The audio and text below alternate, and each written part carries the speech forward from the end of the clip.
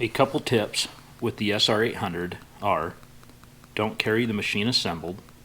It will roast 4 to 8 ounces of beans, 4 to 6 ounces of dry processed beans. Do not leave the machine unattended.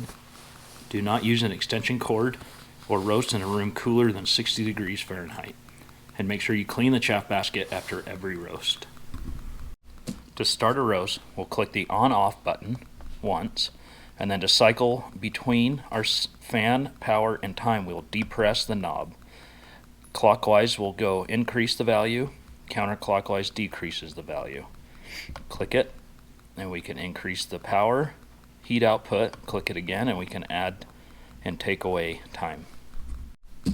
For our first settings, we suggest using a fan in 9, a power of 3, and set the time to 9 minutes.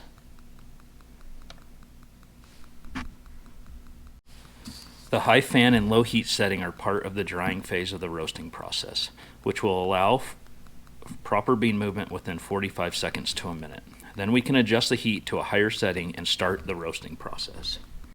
Now that we have our settings in place, we'll click the Run Cool button and our machine will start.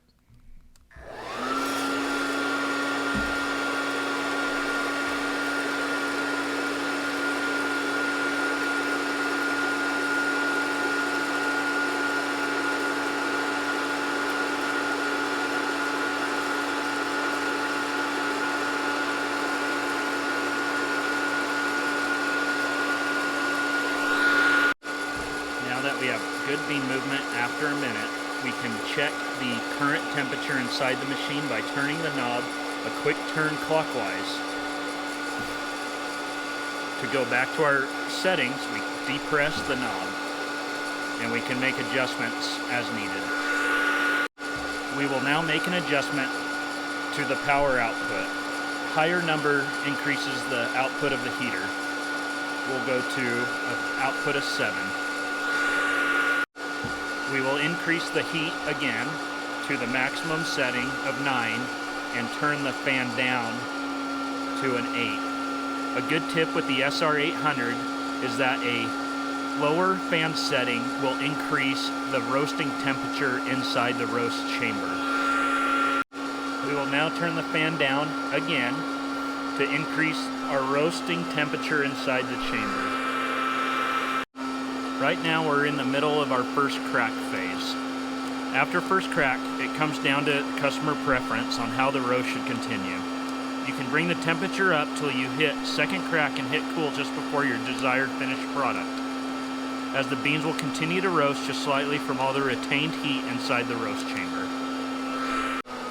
And if you find that you're running short on time, before it goes into cool mode, you can add a couple more minutes if needed. Here we are in the second crack. You don't want to use too much fan as it will push the beans up into the chaff basket, which results in trapped beans. To stop the roast, we're going to simply click Run Cool, and we can adjust the fan up to keep good circulation on the coffee.